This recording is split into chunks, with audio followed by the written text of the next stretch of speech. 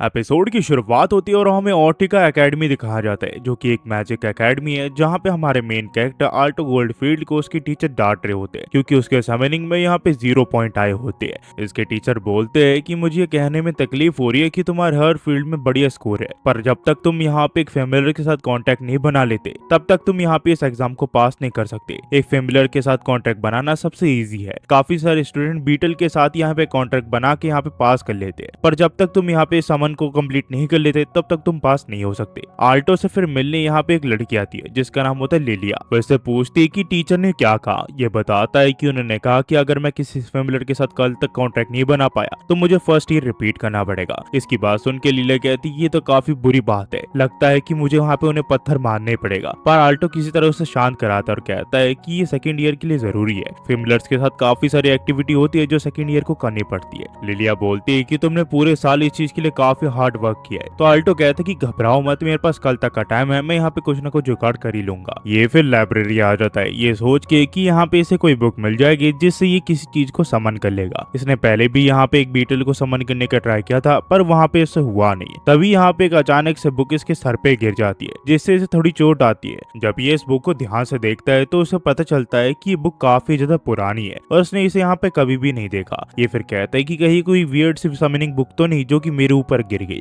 तो ये इसे आखिरी उम्मीद के तौर पर घर ले जाता है और जब ये इसे पढ़ता है तो इसे पता चलता है कि एक समनिंग मैजिक बुक है जिससे यहाँ पे ये किसी को समन कर सकता है, पर इसे कोई आइडिया नहीं है कि इसे यहाँ पे क्या समन होगा। पर फिर भी ये अपना आखिरी ट्राई करता है कि किसी न किसी चीज को ये समन कर लेगा और किसी तरह यहाँ पे इस एग्जाम को पास कर लेगा। तो ये अपनी एक मैजिक सर्कल बनाता है और यहाँ पे चीज को समन कर लेता है। साथ ही में वो यहाँ पे ब्लड पे घेरता है क्योंकि यहाँ पे बुक में लिखा होता है। जैसे ही वो यहाँ पे उस ब्लड को घेरता है यहाँ पे एक धुआं से उठने लग जाता है और वो चीज यहाँ पे समन हो जाती है जो कि उस समनिंग एरा में होती है। ये एक लड़की होती है। इसे देख के ये हैरान हो चुका होता है। ये कहता है कि ऐसा नहीं हो सकता है कि एक इंसान समनिंग के थ्रू समन हो जाए, ये कैसे हो सकता है। पर इसने कपड़े नहीं पहन रखे होते तो आल्ट कहता है कि प्लीज पहले कपड़े पहन लो। तभी वो लड़की इसके ऊपर चढ़ जाती है और बोलती है कि तुम्हें पता भी था कि मैं कौन हूँ और तुमने मुझे समन कर लिया। बताओ बताओ तुम्हें कुछ तो पता होगा ना, तुम चाहो तो मैं तुम्हारे लिए सब कुछ कर सकती हूँ, जो भी कुछ तुम चाहो। ये सुन के आल्ट शर्मारा होता है पर वो बोलता है कि मैं चाहता हूँ कि तुम मेरी फेमिलियर बन जाओ। इसकी ये बात सुन के यहाँ पे एक अजीब सा मैजिक सर्कल घूमने लग जाता है और यहाँ पे इसके हाथ में एक अजीब सा निशान बन जाता है और आल्ट के हाथ में भी। इसी के साथ ये इसकी फेमिलियर बन जाती है, पर इसे इससे फर्क नहीं पड़ता। वो कहती है कि कॉन्ट्रैक्ट है, कॉन्ट्रैक्ट ही है, तो आप जो कहोगे मैं वो करूंगी, पर उसके बदले में मुझे आपके यहाँ पे माना लेना पड़ेगा। और ये से किस करके इसका माना लेने लग जाती है। थोड़ी देर के बाद जब इसका माना लेना हो जाता है तो आल्ट यहाँ पे काफी ज्यादा थक जाता है, पर ये बोलती है कि मुझे उम्मीद है कि मास्टर आप मुझसे यहाँ पे अच्छे से बिहेव करोगे, आप जो चाहे वो आप मुझे कमांड दे सकती हो और मैं आपकी हर तरह की ख्वाहिश पूरी कर सकती हूँ। तो आल्टो शर्माते हुए बोलता है कि प्लीज पहले कपड़े डाल लो। ये सुन के कहती है कि आखिरकार तुम किस तरह के क्रिएचर हो, तो क्या तुम्हें यहाँ पे लोग कपड़ों में अच्छे लगते हैं क्या। पर यहाँ पे एक भी कपड़ा नहीं होता है जो कि यहाँ पे इसके साइज का होता है। तो आल्टो कहता है कि दरअसल मैं गलती से अपनी बहन के कपड़े लिया था, तुम उसे पहन सकती हो, और वो उसे पहन लेती है। पर आल्टो जब उसे देखता है तो वो हैरान हो जाता है। ये फिर इसे अपना नाम बताती है, इसका नाम वर्मे होता है और ये पूछती है कि ड्रेस मेरे ऊपर कैसी लग रही है। आल्टो बताता है कि हाँ ये तुम्हारी ड्रेस काफी अच्छी लग रही है। आल्टो फिर यहाँ पे इसे सारी चीज एक्सप्लेन कर देता है कि आखिरकार उसने यहाँ पे इसे कैसे सम्मान किया और ये यहाँ पे एक मैजिक एकेडमी का स्टूडेंट है। समझाने के बाद ये बोलती है कि मैं समझ गई कि तुम जैसे एक स्वीट बॉय ने मुझे यहाँ पे कैसे सम्मान किया, पर हाँ मैं समझ गई कि दूसरे फेमिलियर तुम्हें यहाँ पे अप्रोच नहीं करा, ये बिल्कुल सेंस बनाता है। जो माना तुम पोजेस करते हो इसी वजह से फेमिलियर तुम्हारे आसपास तक नहीं घूमते। तुम्हें शायद इस बारे में पता नहीं होगा, पर जो तुम माना पोजेस करते हो वो एक्सट्रीमली पोटेंट है, जिस वजह से जितने भी फेमिलियर है वो उनके लिए एक पॉइजन की तरह काम करता है। पर मैं उनसे बिल्कुल अलग हूँ, मुझे पोटेंट वाला माना सच मुझे काफी बढ़िया लगता है। ये फिर से पूछता है कि वर्मे तुम एक डीमन हो क्या। ये बताती है कि हाँ मैं एक ईवल डीमन हूँ और मैं एक नॉटी वुमन भी हूँ। इसके बाद सुन के इसे अपने टीचर का एक लेसन याद आता है कि डीमन काफी खतरनाक और काफी ताकतवर होते हैं, इसी वजह से इंसान उनसे काफी समय से डरते हुए आए थे। डीमंस यहाँ पे अकेले ही एक पूरे नेशन को तबाह कर सकते हैं। ये फिर से पूछता है कि अगर तुम इतनी ताकतवर हो तो तुमने मेरे यहाँ पे फेमिलियर बनने का डिसाइड क्यों किया। मेरा मतलब है अगर तुम चाहती तो तुम मेरे यहाँ पे कॉन्ट्रैक्ट को तुरंत ही ब्रेक कर सकती थी। ये बोलती है कि हाँ अगर सच कहूँ मैं तुम्हें यहाँ पे तुरंत ही मार सकती थी, पर जैसा कि तुम्हें पता है कि मैं इस बुक में काफी समय से ट्रैप थी और तुमने मेरी मदद की इससे यहाँ पे निकलने के लिए, तो टेक्निकली तुम्हारा मेरे ऊपर कर्जा है और तुम्हारा फेमिलियर बनना ये एक छोटी सी कीमत है जो कि मैं आजादी के लिए चुका रही हूँ। तो ये से पूछता है कि आखिरकार तुम्हें उस बुक में किसने ट्रैप किया। ये से कहती है कि क्या तुम जानना चाहते हो कि आखिरकार मैं उस बुक में क्यों ट्रैप थी।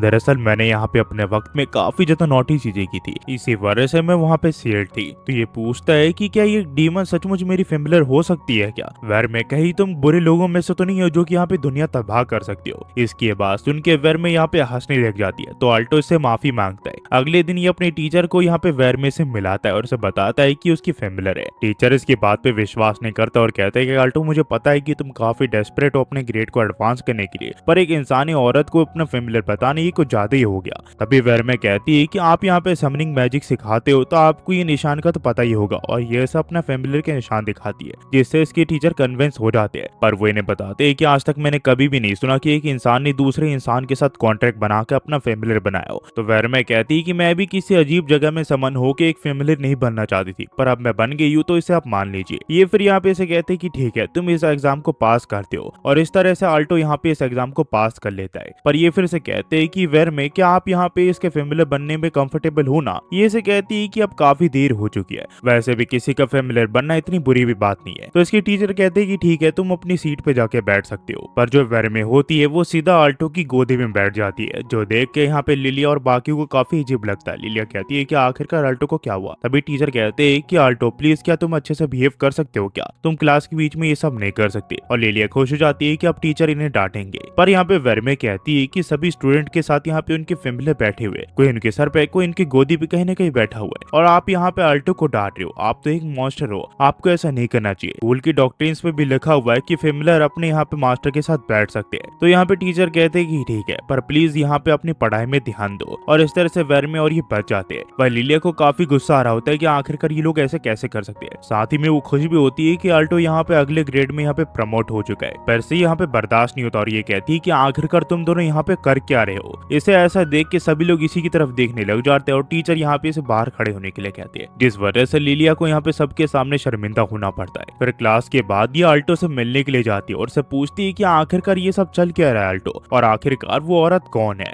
दरअसल वेर में अपने मैजिक से अपने सिंग और पूंछ को गायब कर सकती है, इसी वजह से नॉर्मल मैजिशियन उसको पता नहीं लगा सकते कि वो डीमन है या फिर इंसान। ये फिर इसे बताता है कि वेर में है और ये मेरी फेमिलियर है। इतना अनेसन जवाब सुन के लिलिया इसे कहती है कि बस अब बहुत हो गया, और वो अपना टाइम निकाल के इसकी आंखों में फेंक देती है। इसका मतलब लिलिया ने इसे चैलेंज दिया। ये बोलती है कि आप चलो इसे यहाँ पे ड्यूल के साथ रिजॉल्व करते हैं, जो भी हारेगा वो यहाँ पे जीतने वाले की बात मानेगा। तुम्हें अपनी फेमिलियर को अपने रूम पे ही रखना पड़ेगा, अगर मैं जीत गई तो, जब तक तुम्हें उसकी जरूरत नहीं पड़ जाती। ये से कहती है कि लूजर वो करेगा जो यहाँ पे विनर कहेगा ना। लिलिया बोलती है कि हाँ, तुम ज्यादातर अल्टो के साथ नहीं रह पाओगे क्योंकि मैं तुम्हें हरा दूंगी। इसकी बात सुन के अल्टो कहता है कि लिलिया वो नहीं है जो कि यहाँ पे कॉम्प्रोमाइज करे। तो वेरमे कहती है कि आखिरकार हम कॉम्प्रोमाइज क्यों करेंगे, आज हम उसके साथ ड्यूल करेंगे और इसे जीतेंगे भी। वेरमे फिर इसे बोलती है कि अगर अल्टो जीत गया तो तुम्हें वो करना पड़ेगा जो वो करेगा ना, क्योंकि ये एकदम वे रिक्वेस्ट है, जो तुम मांगोगी वो तुम्हें मिलेगा और ये जो मांगेगा वो उसे मिलेगा। लिलिया कहती कि अभी तो हम स्टूडेंट है, अभी हम वो सब नहीं कर सकते। तभी इससे अपनी होश आवाज आती है और उसे बोलती कि ठीक है, मैं तुम्हारे चैलेंज को एक्सेप्ट करती हूँ। और इस तरह इन तीनों के बीच में यहाँ पे ड्यूल शुरू हो जाती है, जो कि पूरे एकेडमी में दिखाया जाता है। यहाँ लिलिया बोलती है कि सिर्फ फेमिलियर यहाँ पे इस ड्यूल में पार्टिसिपेट कर सकते हैं। आल्टो अगर तुम हर्ट नहीं होना चाहते तो अच्छा ये रहेगा कि तुम पीछे हट जाओ। मुझे पता है तुम ताकतवर हो, पर इतने भी नहीं कि तुम इस हमले को झेल सको, तुम्हें एक फेमिलियर की जरूरत पड़ेगी। तभी यहाँ पे इसे कहता है कि लिलिया, उससे मुझे सचमुच चोट लग सकती है, प्लीज वहीं पे रुक जाओ। पर लिलिया कहती है कि अपना मुंह बंद करो क्योंकि अब मैं नहीं रुकने वाली। तभी यहाँ पे वेरमे कहती है कि तुम मेरे ऊपर थोड़ा भरोसा कर सकते हो क्योंकि मैं इसके हमले को रोक दूंगी। इतने में लिलिया भी यहाँ पे अपना सबसे बड़ा हमला इनके ऊपर कर देती है, पर इससे यहाँ पे वेरमे और आल्टो को कुछ भी नहीं होता। उसे यहाँ पे खरोच तक नहीं आई होती है और वेरमे बोलती है कि लिलिया अब तुम्हारी बारी है, और वो सीधा इसके ऊपर हमला कर देती है। ये हमला काफी दर्दनाक होता है, जिससे लिलिया काफी अजीब सा आवाज निकालती है, जो देख के सभी के यहाँ पे होश उड़ जाते हैं। और वेरमे कहती कि अब तुम्हें वो करना पड़ेगा जो आल्टो कहेगा। इसकी आवाज सुन के लिलिया कहती कि कम से कम मैंने अपने यहाँ पे जितनी भी आवाज थी उन्हें कंट्रोल तो किया। और ये बोलती कि अब जो तुम जो भी चाहोगे मैं वो करूंगी, मेरे पास वैसे भी कोई चॉइस नहीं है। तो आल्टो कहता है कि ठीक है, मैं चाहता हूँ कि तुम वेरमे के साथ यहाँ पे दोस्त बनो, और वेरमे तुम भी यहाँ पे उसके साथ लड़ाई करने से कोई फायदा नहीं है, उसकी दोस्त बन जाओ क्योंकि लड़ाई में यहाँ पे कुछ भी नहीं देखा है। इसकी बात सुन के लिलिया कहती है कि मैं आल्टो को मना नहीं कर सकती, तो चलिए मैम यहाँ पे हम दोस्त बन जाते हैं ताकि आल्टो को हर्ट ना हो। इसकी बात सुन के वेरमे कहती कि तुम मुझे मैम कह रही हो, ये कितना मजेदार चीज है ना, जबकि मैंने तुम्हें अभी अभी अपनी लड़ाई में हराया है। और आल्टो देख पाता है कि एक दूसरे को ज्यादा पसंद नहीं करते। वापिस आने के बाद यहाँ पे इसे कहती है कि वो लड़की तुम्हें सचमुच पसंद करती है। आल्टो कहता है कि ऐसी कोई बात नहीं है, वो बस मेरी एक पुरानी दोस्त है। अभी वेरमे कहती है कि वहाँ मैंने काफी ज्यादा मेहनत की, तो मुझे यहाँ पे ट्रीट तो तो बनती है ना, मैं चाहती हूँ कि मुझे तुम अपना आप थोड़ा सा माना दो ताकि मैं यहाँ पे रिकवर कर जाऊँ। ये से कहता है कि आखिरकार तुम क्या करने की कोशिश करी हो घर में,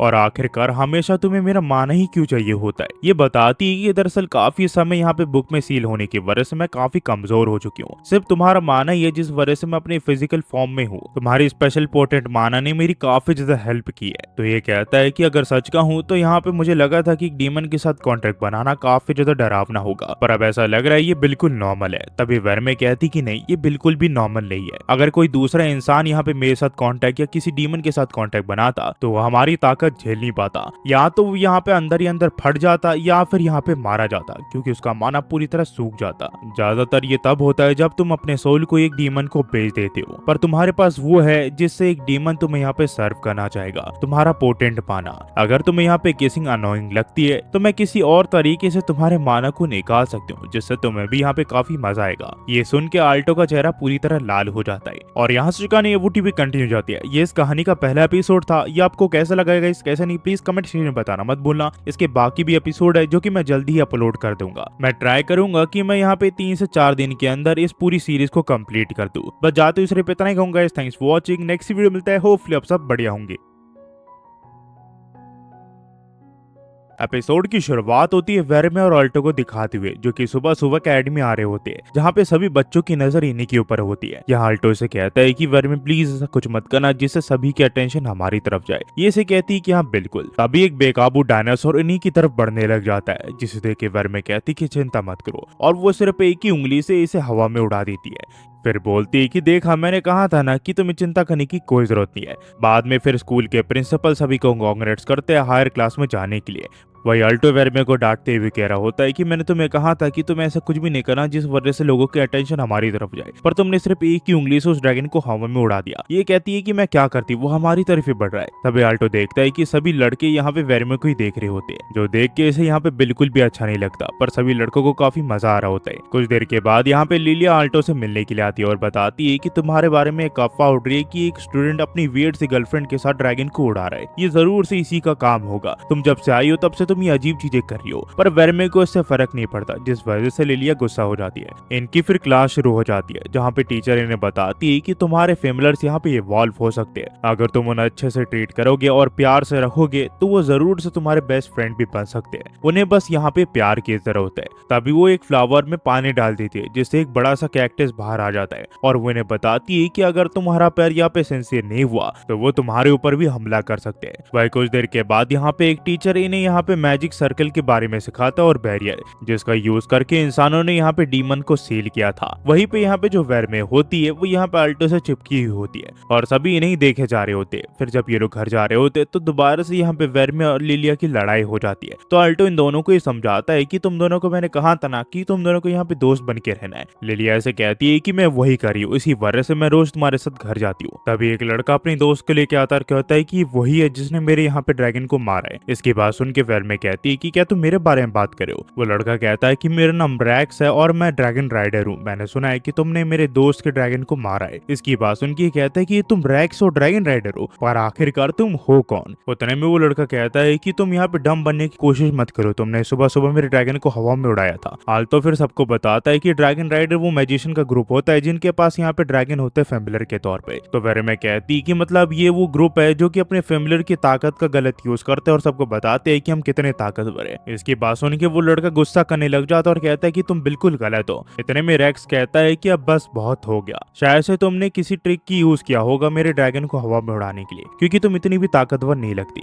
ये कहती है कि जरा देखो तुम कितने छोटे हो, तुम्हें दुनिया के बारे में पता भी नहीं है। तो दूसरा लड़का गुस्सा होने लग जाता है। फिर मैं कहती कि क्या तुम इनोसेंट औरत के ऊपर हमला करोगे क्या। ये कहता है कि तुम बिल्कुल गलत कर रही हो। उतने में यहाँ पे आल्टो पीछे जाके अपने आइस मैजिक का यूज करके इनके ऊपर हमला कर देता है, जिस वजह से ये लोग जम जाते हैं और वर्मे और आल्टो काफी ज्यादा खुश होते हैं। पर रेक्स कहता है कि काफी नहीं है मुझे रोकने के लिए, और ये अपने एक डायनासोर को बुला लेता है जो कि एक टी-रेक्स होता है। साथ ही में हमें ये पता चलता है कि ये 5th ईयर का स्टूडेंट है। ये देख के आल्टो और लिलिया घबरा जाते हैं और लिलिया बोलती है कि तुम एक अपर क्लास हो, आखिरकार तुम अपने जूनियर के साथ फाइट कैसे कर सकते हो, ये बिल्कुल गलत है, वो भी अकेडमी के बीचों बीच। ये कहता है कि अभी भी तुम्हारे पास चांस है, मुझसे माफी मांग लो घुटने में झुककर, और वो लड़की चाहे तो वो दूसरे रास्ते से मुझसे माफी मांग सकती है। इसकी बात सुन के ये दोनों दोनों यहाँ पे शर्मा जाते हैं। तभी रेक्स कहता है कि अगर उसकी पर्सनालिटी को छोड़ दे तो वो सचमुच काफी हॉट है, वो मेरी टाइप की है। पर आल्तो वेरमे के सामने खड़ा हो जाता है और बोलता है कि ऐसा कुछ भी नहीं होने वाला। इसकी बात सुन के रेक्स हंसते हुए कहता है कि अगर ऐसी बात है तो तुम भी यहाँ पे मर सकते हो, और वो अपने डायनासोर का यूज करके इनके ऊपर हमला कर देता है।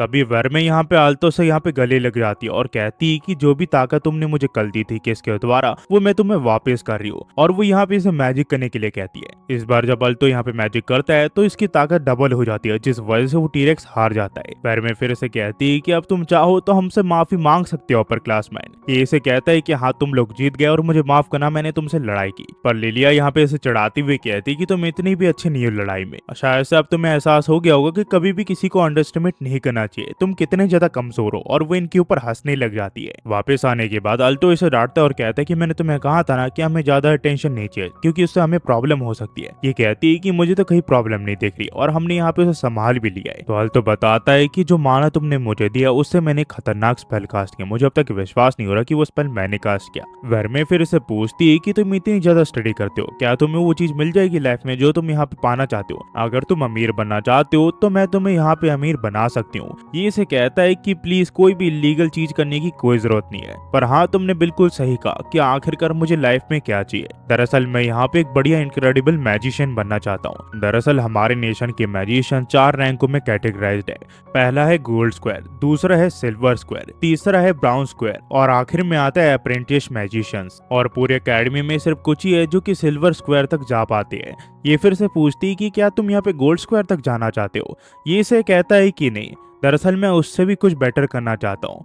क्राउन एक स्पेशल रैंक देता है गोल्ड मैजिशियन को, जो कि काफी ताकतवर होते हैं, जिन्होंने साइंस और मैजिक में काफी बड़ा कंट्रीब्यूशन किया होता है, और उसे बोलते हैं प्लैटिनम स्क्वायर। मैं वो बनना चाहता हूँ। पर हाँ, जैसे कि तुम्हें पता है कि मैं अभी अभी यहाँ पे एक ग्रेड को रिपीट करने से बचाऊं, तो ये कहना काफी रिडिकुलस है। पर तभी यहाँ पे वेरमे इसे अपने बलून से लगा लेती है और बोलती है कि मुझे ये पसंद आया, तुम चिंता मत करो, मैं तुम्हारे सपने को यहाँ पे पूरा करके रहूंगी। ये फिर यहाँ कपड़े उतारने लग जाती है। तो आल्तो पूछते कि तुम कपड़े क्यों उतारी हो? ये कहती है कि मैंने अभी अभी काफी ज्यादा माना यूज किया, इसी वजह से मुझे फिलअप की जरूरत है। और ये शर्माने लग जाता है। हमें फिर अगले दिन दिखाया जाता है जहाँ आल्तो का चेहरा तो यहाँ पे मुरझाया हुआ होता है, पर वेरमे काफी खुश होती है। इसे ऐसा देख के लिलिया पूछती है कि आल्तो तुम ठीक तो हो ना? वो इसे बताता है कि हाँ, कल रात को दरअसल मैं ठीक से सो नहीं पाया, इसी वजह से शायद तुम्हें ऐसा लग रहा है। तो ये कहती कि जरूर से ये इसी का काम होगा, इसने तुम्हारे साथ कुछ किया होगा। उतने में यहाँ पे इन्हीं के साथ पढ़ने वाले 2 और स्टूडेंट आ जाते हैं। पहले का नाम होता है मार्स और दूसरा नाम होता है चैरल। मार्स के यहाँ पे इसे कहता है कि तुमने यहाँ पे एक अपर क्लास को हराया ड्यूल में, वो काफी बढ़िया था, मैंने वो देखा।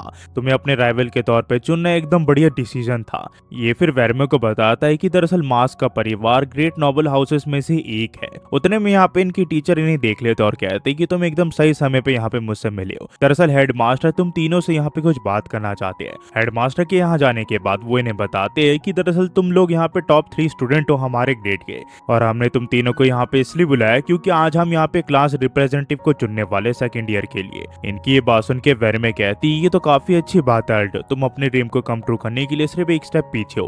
तभी हेडमास्टर बोलते हैं कि ऑफ कोर्स तुम में से सिर्फ एक ही को यहाँ पे रिप्रेजेंटेटिव के तौर पर चुना जाएगा, इसी वजह से तुम सबका यहाँ पे एक स्पेशल ट्रायल होगा, और वो है कि तुम्हें यहाँ पे फेरी फ्लावर को लाना पड़ेगा 6 बजे से पहले। आल्टो फिर यहाँ पे सभी को बताता है कि फेरी फ्लावर की यहाँ पे क्या क्या बनाया जा सकते हैं। तभी मार्क कहता है कि इसका मतलब जो भी यहाँ पे फास्ट रहेगा वो यहाँ पे इस टाइटल को ले लेगा। मैं भी इस चीज में यहाँ पे पार्टिसिपेट करना चाहता हूँ, पर आखिरकार हेडमास्टर ने मुझे क्यों नहीं बुलाया जबकि मैं इतना ज्यादा काबिल हूँ? पर ये उसे बताती है कि वो इसलिए क्योंकि आपने सभी सब्जेक्ट में फेल किया यंग मास्टर। तभी यहाँ पे लिलिया अजीब सा मुंह बनाते हुए कहती है चाहे जो भी हो पर मेरे रास्ते में बताना। तो मार्क कहता है कि चिंता मत करो, क्योंकि वो नौबत ही नहीं आएगी, मैं चेरी की मदद करूंगा अपने पार्टनर के साथ। और ये अपने फेमिलियर को निकाल लेता है और उसके साथ जंगल में भाग जाता है ताकि वो यहाँ पे फ्लावर को ढूंढ सके। पर कुछ ही देर में इसकी एक भयानक चिल्लाने की आवाज आती है, जो देख के समझ आते है कि वो यहाँ पे फंस गया है, किसी मॉन्स्टर ने उसके ऊपर अटैक कर दिया है। दरअसल यहाँ पे काफी प्लांट मॉन्स्टर है जिसने यहाँ पे इसे पकड़ लिया होता है। ये लोग जब उसे देखते हैं तो ये कहती है कि तुम लोग आगे जा सकते हो, मैं यंग मास्टर को निकाल के आती हूँ। फिर कुछ देर ढूंढने के बाद इन्हें यहाँ पे वो फेरी फ्लावर मिल जाता है। ये लोग कहते हैं ये तो काफी ज्यादा आसान है। तभी इनकी नजर नीचे जाती है जहाँ पे 3 सर का मॉन्स्टर उसे गार्ड कर रहा होता है, इसका नाम सर्बियस होता है।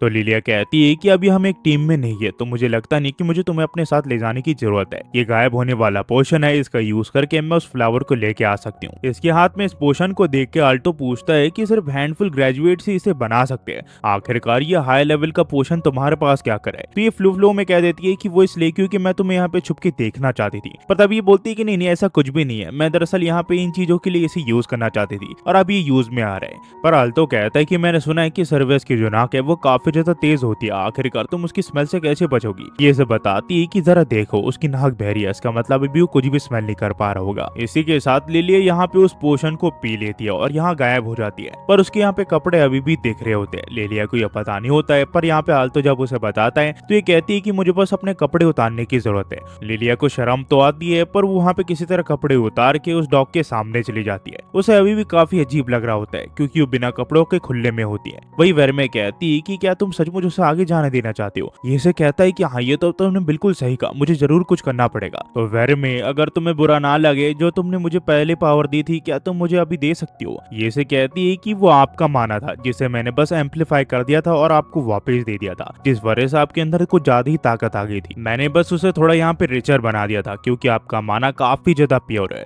पर शायद से आपके माना को दोबारा एम्पलीफाई करने की कोई जरूरत नहीं है क्योंकि वो पपी किसी काम का नहीं है और हम उसे हरा सकते हैं, पर उसके लिए मुझे अपने मास्टर से यहाँ पे माना चाहिए होगा। और ये लोग यहाँ पे झाड़ियों में ही शुरू हो जाते हैं। वहीं पे जो लिलिया है वो यहाँ पे उस डॉग से बच के आगे बढ़ने लग जाती है, पर तभी किसी तरह उसे होश आ जाता है और वो यहाँ पे जोर से भौंकने लग जाता है, जिससे लिलिया के ऊपर हमले होने लग जाते हैं। लिलिया किसी तरह उससे बचती है, उतने में आल्टो भी यहाँ पे अपनी ताकत का यूज करके उसके ऊपर हमला कर देता है और लिलिया को बोलता है कि जल्दी करो यहाँ से जाओ। वो डॉग भी यहाँ पे इसकी तरफ आने लग जाता है, जिस वजह से थोड़ा घबरा जाता है, पर ये लिलिया को फिर भी यहाँ से जाने के लिए कहता है। लिलिया ऐसी करती है, वो उसकी बात मान के फ्लावर को लेने के लिए चली जाती है। वहीं पे यहाँ पे जो वेरमे है वो यहाँ पे आल्टो का साथ देती है इस मॉन्स्टर के ऊपर हमला करने के लिए। वेरमे अपनी पूरी ताकत एक जगह इकट्ठा करके सीधे इसके ऊपर हमला करती है, जिस वजह से यहाँ पे जोरदार ब्लास्ट होता है और वो यहाँ पे मारा जाता है। वहीं पे जो लिलिया है वो किस तरह यहाँ पे फेरी फ्लावर को लेके आ जाती है और आल्टो को देने लग जाती है। यहाँ ये बताती है कि तुम इसे डिजर्व करते हो क्योंकि तुमने मेरी जान बचाई, अगर तुम नहीं होते तो शायद से मैं मारी जा सकती थी।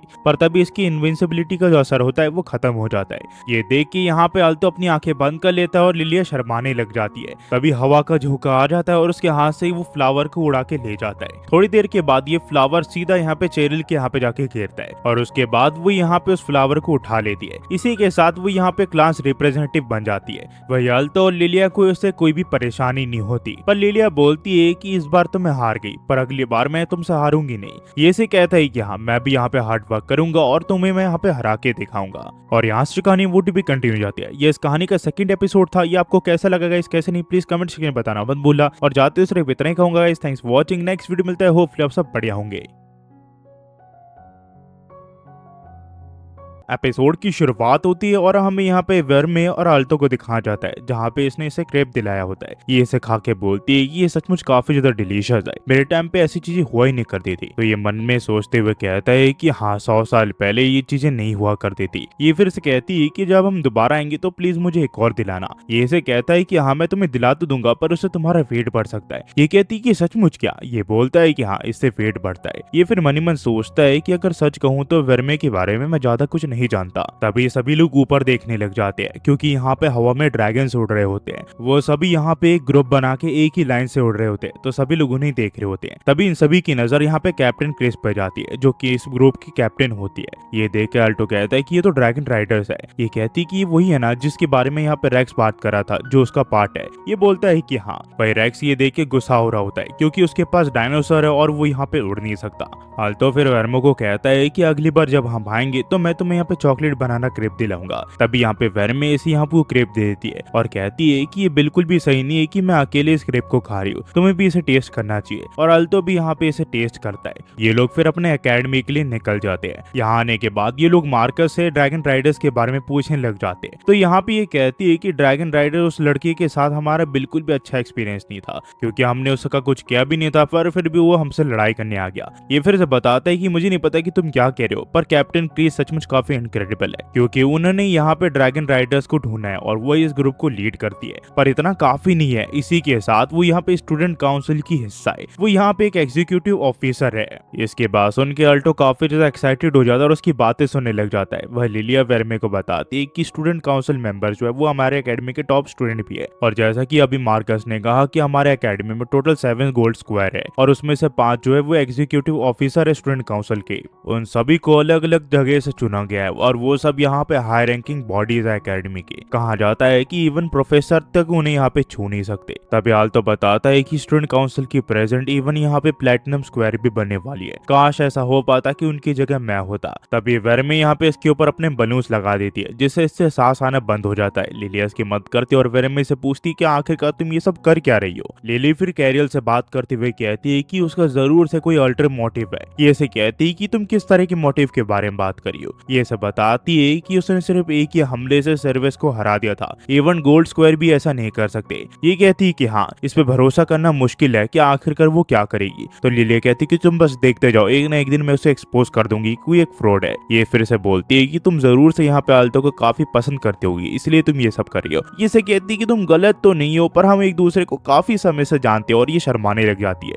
कैरिल से कहती है कि अगर तुम उसे सचमुच पसंद करती हो तो तुम्हें जल्दी करना चाहिए, क्योंकि जितना तुम टाइम लगाओगी उतना ही तुम्हारे लिए मुश्किल होता जाएगा। वही हमें आल्टो के यहाँ दिखाया जाता है जहाँ वो बॉयज चेंजिंग रूम में कपड़े बदल रहा होता है, पर यहाँ पे वेरमे आ जाती है जो कि इसे देखने लग जाती है और सभी लड़के उसे ही देख रहे होते हैं। बाहर निकलने के बाद ये इसे थोड़ा डांटता है और कहता है कि मैंने तुम्हें कहा था ना कि बाहर बैठो। इतने में लिलिया आ जाती है और उसे पता चल जाता है और ये इसे कहती है कि आखिरकार तुम ऐसा कैसे कर सकती हो, मुझे इसके ऊपर विश्वास नहीं हो रहा। वहाँ लड़के कपड़े बदल रहे थे और तुम वहाँ पे घुस गई। हाँ, अगर अल्टो होता तो मैं भी यहाँ पे उसे देखने के लिए जाती। तभी अपनी बात बदलती और कहती कि चाहे जो भी हो, तुम एक फेमिलियर हो और तुम्हें अपनी मास्टर की बात मान लेनी चाहिए। एक काम करो, अपने आप को यहाँ पे एक रूम में कैद कर लो। तभी अल्टो कहता है कि चाहे जो भी हो, अच्छा यही रहेगा कि ज्यादा लोग हमारे ऊपर अटेंशन ना दे, स्पेशली स्टूडेंट काउंसिल। इसकी ये बात सुन के वेरमे से बोलती कि आखिरकार तुम डर किससे रहे हो, वो पावरफुल स्टूडेंट को मैं यहाँ पे एक ही पंच में हवा में उड़ा दूंगी। तभी यहाँ पे उन्हीं स्टूडेंट काउंसिल का ग्रुप इनके सामने से आ जाता है और सभी लोग उन्हें यहाँ पे रास्ता दे रहे होते हैं। तो अल्टो भी यहाँ पे इसे साइड में खींच लेता है और इन्हें यहाँ पे जाने का रास्ता देता है। पर जो ड्रैगन राइडर क्रिस होती है वो यहाँ पे वेरमे को नोटिस कर लेती है और सोचती है कि आखिरकार ये औरत हमारे एकेडमी में क्या कर रही है।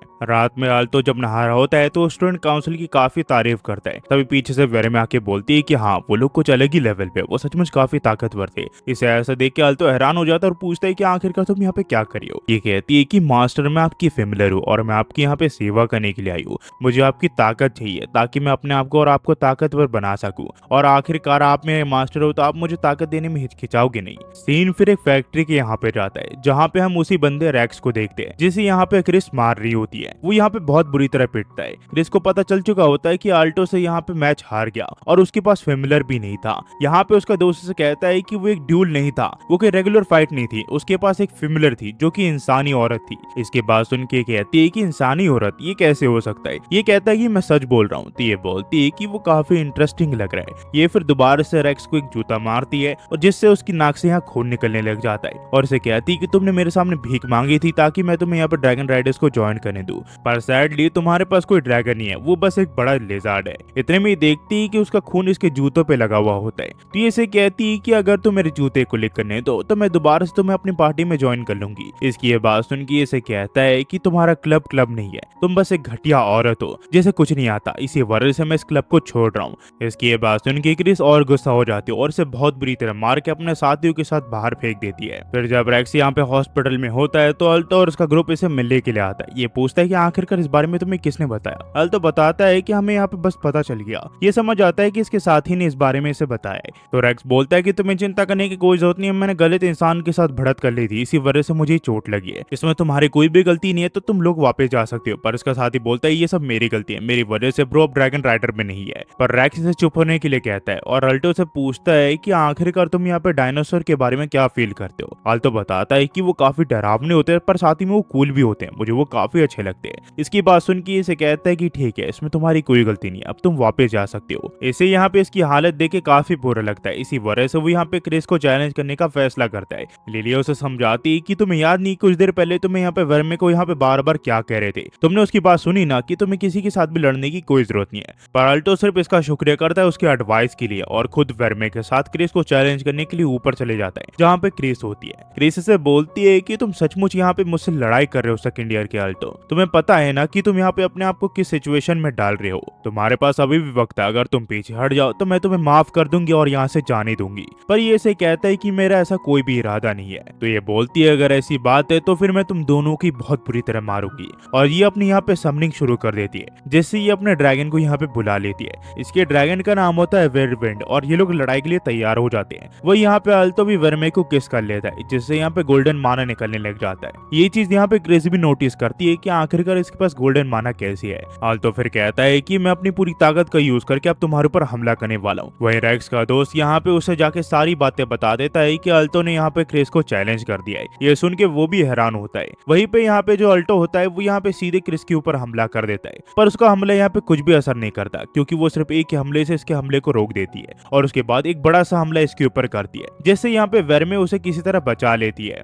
और इसे बोलती है कि वो हमला सचमुच काफी ताकतवर था। अल्टो उसे पूछता है कि तुम ठीक तो हो ना वर्मे? ये सिर्फ कहती है कि हाँ मैं बिल्कुल ठीक हूँ, तुम्हें चिंता करने की कोई जरूरत नहीं है। ये फिर से बोलती है कि तुम सचमुच अपने जूनियर के ऊपर अपनी पूरी ताकत का यूज करके हमला करियो। ये बोलती है कि मेरे साथ मजाक मत करो, एक लायन को अपनी पूरी ताकत का यूज करने की कोई जरूरत नहीं है एक खरगोश को मारने के लिए। ये तो बस एक पनिशमेंट है जिसकी अब सिर्फ शुरुआत हुई है। और ये दोबारा से इनके ऊपर हमला करने लग जाती है, जिससे वर्मे किसी तरह यहाँ पे अल्टो को बचा लेती है, पर उसे भी यहाँ पे चोट लग रही होती है। तभी यहाँ पे अल्टो अपनी मैजिक का यूज करके इसके ऊपर हमला करता है, पर इसका कोई भी असर नहीं होता, क्योंकि क्रिस सिर्फ उंगलियों से यहाँ पे इसके हमले को रोक दे रही होती है। ये फिर इनके ऊपर एक बड़ा हमला करती है, पर किसी तरह वर्मे इस हमले को भी रोक देती है। तो क्रिस कहती है कि आखिरकार तुम मेरे फायर अटैक को यहाँ पे बिना प्रोटेक्शन के कैसे रोक दे रही हो? मुझे समझ में आ गया कि तुम कोई नॉर्मल मैजिशियन नहीं हो। तो वर्मे कहती कि तुमने बिल्कुल सही कहा है, अल्टो मैं तुम्हें अपनी पूरी ताकत देने वाली जो भी मेरे पास है।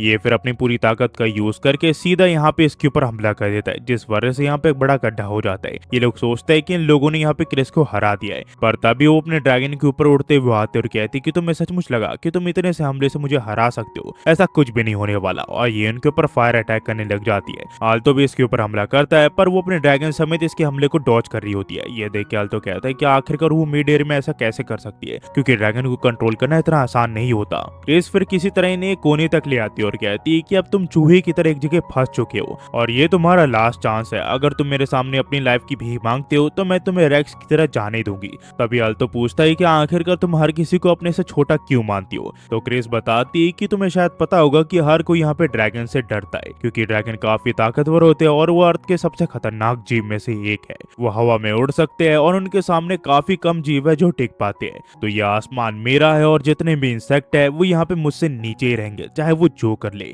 वही क्रिस के साथ ही भी इसकी यहाँ पे लड़ाई को देख रहे होते हैं, जिनका नाम एलन और योगा होता है। एलन इससे पूछता है कि क्या तुम यहाँ पे आखिर तक इस मैच को नहीं देखना चाहोगे? यहाँ पे ये से कहता है कि नहीं, क्योंकि मुझे पता है कि एंड रिजल्ट क्या है। हमें फिर दोबारा से ड्यूल के यहाँ दिखाया जाता है, जहाँ पे वर्मे को काफी चोट लग रही होती है। तो ये कहता है कि वर्मे 2 मिनट रुको, मैं यहाँ पे शील्ड तैयार कर देता हूँ। ये से कहती है कि नहीं, मैं बिल्कुल ठीक हूँ, तुम बस यहाँ पे अपने माना एक जगह इकट्ठा करो, मैं सिर्फ एक ही हमले से उसे यहाँ पे हराना चाहती हूँ। तभी क्रिस दोबारा से अपने हमले इनके ऊपर शुरू कर देती है और बोलती है कि तुम्हें पता है हर किसी को मैं यहाँ पे अपने से नीचे क्यों मानती हूँ? क्योंकि मैं हवा में उड़ती हूँ और तुम लोग नीचे के कीड़े हो, तुम लोग कमजोर हो और तुम्हारे फेमलर्स भी। पर ये से कहता है कि नहीं, फेमलर्स वो प्रीशियस कंपेनियन होता है जो हर चीज में आपका साथ देता है, तुम गलत हो। ये से कहती है अगर ऐसी बात है तो मुझे हरा के इसे प्रूव करो। तुमने मुझे इस ड्यूल में चैलेंज दिया और मैंने तुम्हें यहाँ चांस भी दिया वापस जाने का, और अगर तुम मुझे यहाँ पे अपनी बातों पे विश्वास दिलाना चाहते हो तो मुझे हरा के इस चीज को प्रूव करो। मैं क्रिस वेस्टलैंड, मैं तुम्हें आज क्रश कर दूंगी क्योंकि तुम मुझसे कमजोर हो। पर यहाँ पे वर्मे कहती है कि ठीक है,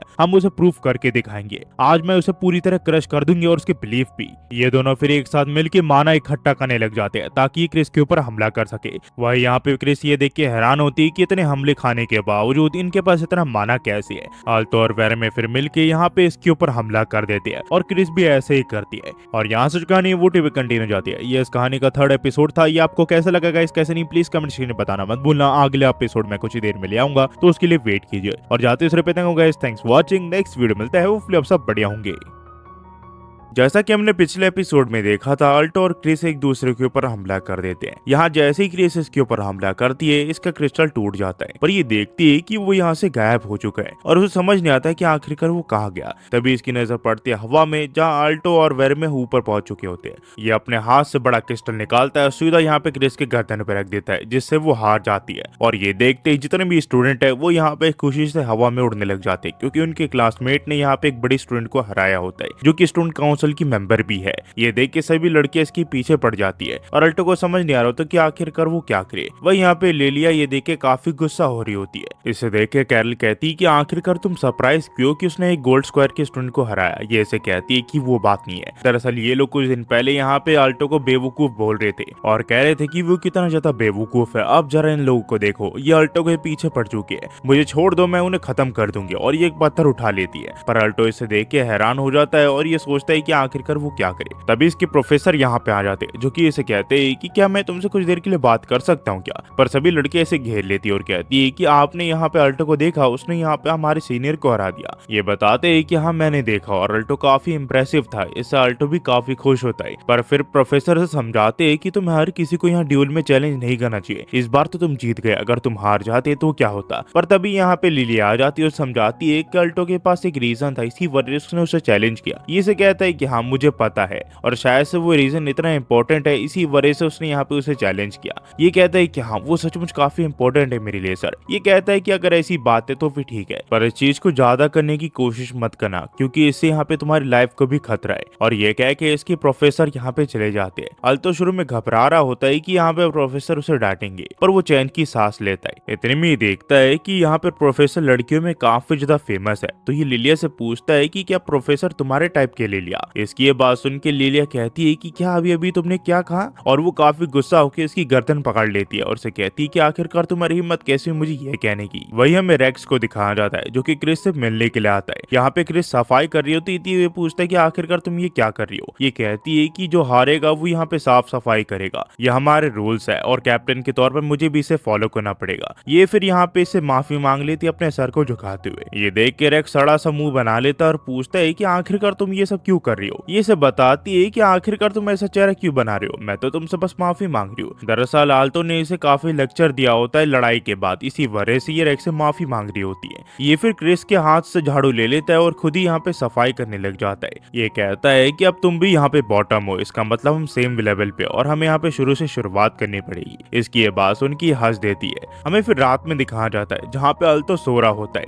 पर तभी यहाँ पे वेरमे आ जाती है, जो कि इसे किस करने लग जाती है। ये देख के यहाँ पे इसे कुछ तो महसूस होता है और उसकी आंखें खुल जाती है। वो यहाँ पे उठ जाता है और वेरमे को काफी डांटता और कहता है कि चुपचाप कपड़े पहन लो। ये से कहती है कि आखिरकार तुम्हें यहाँ पे क्रिस को हराने में मदद किसने की थी, मैंने। तो मैं भी तुम्हारा माना लेके अपनी मदद कर रही हूँ। क्या तुम्हें यहाँ पे किससे नफरत है क्या? अगर ऐसी बात है तो हम कुछ और ट्राई कर सकते हैं। पर ये शर्मा जाता और कहता है कि चाहे जो भी हो तुम्हें सिर्फ उसे किस करना चाहिए जिसे तुम पसंद करते हो। तो वेरमे कहती है कि अगर ऐसी बात है तो तुम्हें चिंता करने की कोई जरूरत नहीं है, क्योंकि मैं तुम्हें हद से ज्यादा पसंद करती हूँ। फिर अगले दिन जब ये लोग क्लास जा रहे होते हैं तो ये मन ही मन कह रहा होता है कि वेरमे को पता नहीं है कि कब रुका जाता है। वही लिलिया बोल रही होती है कि आज वेरमे काफी पॉजिटिव लग रही है और वो काफी ग्लो कर रही है, आखिरकार ये सब चल क्या रहा है। वही ये मन ही मन सोच रहा होता है कि कल रात जो वेरमे ने मुझसे कहा क्या वो सच है क्या वो सचमुच मुझे पसंद करती है क्या। ये सोच ही रहा होता है, उतने में लिलिया से कहती है कि आखिरकार तुम कर क्या रहे हो, क्लास का टाइम हो रहा है। फिर क्लास खत्म होने के बाद ये यहाँ प्रोफेसर से पूछने के लिए जाता है कि क्या एक डेमन एक इंसान से प्यार कर सकती है क्या। ये कहता है कि मुझे लगा कि शायद से आपको आंसर पता होगा। ये बताता है कि ये सच है कि डेमन ने यहाँ पे काफी वाइटल रोल निभाया हिस्ट्री ऑफ मैजिक में, पर डेमन और ह्यूमंस के बीच में रोमांस ये थोड़ा कॉम्प्लिकेटेड है। मुझे लगा नहीं था कि तुम यहाँ पे रोमांटिक टाइप के इंसान होंगे। ये यहाँ शर्माते हुए कहता है कि नहीं प्रोफेसर ऐसी कोई बात नहीं है, मैं बस यहाँ पे थोड़ा क्यूरियस था। तो ये सब बताते हैं कि दरअसल यहाँ पे एक कहानी है कि इंसानी औरत ने एक डीमन के बच्चों को जन्म दिया था। और हाँ, यहाँ पे कुछ ऐसे वेजी बेजी ने इनके भी और सक भी कहा जाता है, जो कि यहाँ पे इंसानों के पीछे उनकी लस्ट की वजह से आते हैं। तो ये कहना काफी डिफिकल्ट है कि आखिरकार उनका एक्शन प्यार के लिए था या फिर किसी और चीज के लिए। तो ये पूछता है कि कहीं ये सक बग इंसानी मर्दों में इंटरेस्टेड तो नहीं है। ये बताता है कि अगर वो इंटरेस्टेड है तो सिर्फ उसके माने में। ये चीज सुन के अल्टो का दिल टूट जाता है। उसे लगता है कि वेरमे भी एक सकबग है जो कि इसके माना के पीछे पड़ी हुई है। बस घर वापस आने के बाद अल्टो यहाँ पे अपने खाने को खा नहीं रहा होता, वो बच्चों से खेल रहा होता है। तो यहाँ पे वेरमे इससे पूछती कि क्या आज कुछ हुआ है क्या। ये फेक स्माइल करते हुए कहता है कि नहीं यहाँ कुछ भी नहीं हुआ, तुम्हें ऐसा क्यों लग रहा है। ये बताती है कि वो इसलिए क्योंकि तुम अपने खाने को हिलाए जा रहे हो, तुम उसे खा नहीं रहे। अगर तुम्हें यहाँ पे भूख नहीं है तो उसे मैं खा सकती हूँ। तभी यहाँ पे ये थोड़ा गुस्सा करके इसके ऊपर चिल्ला देता है। तो यहाँ पे वेरमे इससे पूछती कि तुम सुबह से काफी अजीब बर्ताव कर रहे हो, आखिरकार तुम्हें हुआ क्या है। ये बताता है कि क्या तुम मुझे पसंद करती हो इसी वजह से मेरा माना लेती हो, या फिर तुम सिर्फ मेरा माना लेना चाहती हो इसी वजह से तुम मेरे साथ हो। इसकी ये बात सुन के यहाँ पे वेरमे इसे गले लगा लेते और कहते कि तुम सचमुच एक बेवकूफ लड़के हो, इसी वजह से तुम यहाँ पे अजीब बिहेव कर रहे थे सुबह से। सचमुच तुम्हारी वजह से मैं भी चिंता में आ गई थी। पर हाँ, मैं भी क्यूरियस हूँ कि आखिरकार तुम ऐसा क्यों सोच रहे हो। आल्तो इसे बताता है कि वो इसलिए क्योंकि तुम हमेशा मेरा माना लेना चाहती हो। तो वेरमे बताती है कि अगर मुझे जीना है तो मुझे यहाँ पे माना लेना ही पड़ेगा। ये इसे कहता है कि मुझे पता है और शर्माने लग जाता है। तभी यहाँ पे जो वेरमे है वो इसे किस कर लेती है, जैसे ये और ज्यादा शर्मा जाता है। पर ये देखता है कि वेरमे ने उसका माना नहीं लिया होता है, तो ये इससे पूछता है। ये बताती है कि तुमने ही तो कहा था कि मुझे सिर्फ उसे किस करना चाहिए जिसे मैं पसंद करती हूँ, पर आखिरकार तुम मुझे इतना हार्ड टाइम क्यों दे रहे हो। तुम्हें पता है तुम्हारी वजह से मुझे कितनी दिक्कत हुई। तुम भी मुझे कभी कभी डायरेक्ट किस कर सकते हो, तुम्हें अपने आप को होल्ड बैक करने की कोई जरूरत नहीं है। और वेरमे इसे किस करने लग जाती है, पर तभी आल्तो इसका मुंह बंद करता है और कहता है कि नहीं, आज मैं ये सब नहीं कर सकता। फिर अगले दिन यहाँ पे दोनों खुश होते हैं। तो लिलिया से पूछती है कि तुम दोनों ही आज यहाँ पे काफी ग्लो कर रहे हो। तभी यहाँ पे उसे प्रोफेसर दिख जाते हैं। तो आल्तो उसे बात करने के लिए जाता है और कहता है कि मुझे माफ करना कि कल मैं आपसे यहाँ पे रैंडम क्वेश्चन पूछने आ गया, और आपका शुक्रिया। ये से कहता है कि मैं प्रोफेसर हूँ, ये मेरा काम है, पर मैं यहाँ पे क्यूरियस हूँ कि आखिरकार तुमने ऐसा सवाल क्यों पूछा। आल्तो ये सुन के घबरा जाता है, पर वो कहता है कि मैं बस यहाँ पे थोड़ा क्यूरियस था। तो प्रोफेसर बोलते हैं ये तो अच्छी बात है कि तुम्हारी प्रॉब्लम यहाँ पे रिजॉल्व हो गई, क्योंकि कल जब तुम आए थे तो ऐसा लग रहा था कि अगर तुम्हें सवाल का जवाब नहीं मिला तो तुम यहाँ पे मर भी सकते हो। मुझे अच्छा लगा कि तुम आज यहाँ पे अच्छा फील कर रहे हो। चाहे इंसान हो या फिर डीमन, दोनों के हार्ट को यहाँ पे, प्यार को यहाँ पे प्रोसेस करना इतना आसान नहीं होता।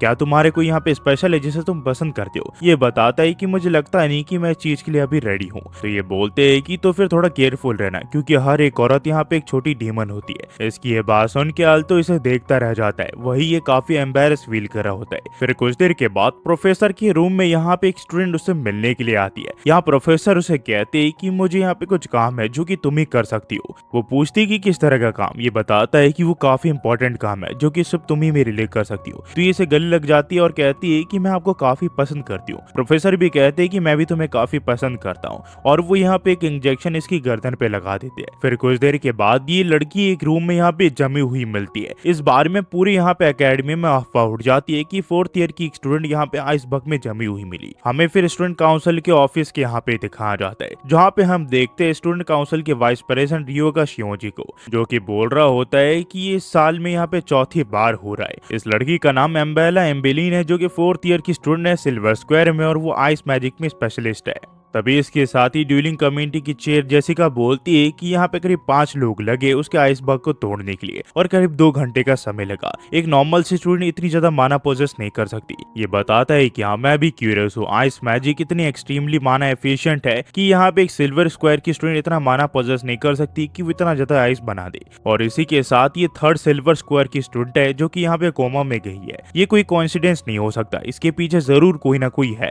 तभी जेसिका बताती है कि हमारी प्रेसिडेंट को भी इससे काफी तकलीफ हुई है। उनके दिल में काफी ठेस पहुंची है कि उनके रहते हुए यहाँ पे स्टूडेंट प्रॉब्लम में फंस जा रही है। रियोगा फिर सब बताता है कि हम कल्प्रिट के बारे में ज्यादा कुछ नहीं जानते, इसी वजह से हम कुछ भी नहीं कर सकते। जेसिका बताती है कि प्रेसिडेंट यहाँ पे काफी तकलीफ में, तुम्हें कुछ ना कुछ जरूर करना पड़ेगा। ये से कहता है कि मैं समझ गया, पर मैं प्रॉमिस नहीं कर सकता कि मैं यहाँ पे कुछ कर पाऊंगा। वही हमें आल्तो को यहाँ दिखाया जाता है, जो कि वेरमे की यहाँ पे हाइट नाप रहा होता है। वेरमे इससे पूछती है कि आखिरकार ये हाइट नापने वाला तुम्हारे यहाँ पे क्या कर रहा है। ये चीज सुन के आल्तो थोड़ा खोस आ जाता है और कहता है कि इसलिए ताकि मैं अपने हाइट को हर दिन यहाँ पे नाप सकूं, और तुम्हें मुझे ऐसे देखने की कोई जरूरत नहीं है क्योंकि मैं हर दिन थोड़ा थोड़ा बढ़ रहा हूँ। तो ये वेरमे पूछती है कि आखिरकार मैं कितनी ज्यादा लंबी हूँ। ये से कहता है कि वो सब छोड़ो, और ये यहाँ पे रिपोर्ट बनाने लग जाता है और कहता है कि आखिरकार मुझे ये स्टूपिड रिपोर्ट क्यों बनानी पड़ रही है। दरअसल आज क्लास में टीचर ने इनसे यहाँ पे एक सवाल पूछा था कि वो अपने फैमिलियर के साथ कितनी ज्यादा फ्रेंडली है, और उन्हें अपने फैमिलियर के कितने ज्यादा फीचर्स पता है। इसी वजह से यहाँ पे इन्हें नई चीज सिखाने के लिए ये पूरी क्लास को यहाँ पे अपने फैमिलियर के ऊपर रिपोर्ट बनाने के लिए कहती है, और वो इन्हें कल तक सबमिट करना है। पर उसी के साथ इन्हें यहाँ पे गाइड बुक मिलती है कि इन्हें यहाँ पे क्या क्या मेजर करना है, जो देख के यहाँ पे आल्तो काफी शर्मा जाता है। यहाँ पे इसे समझ नहीं आ रहा था कि आखिरकार ये वेरमे की रिपोर्ट कैसे बनाएगा।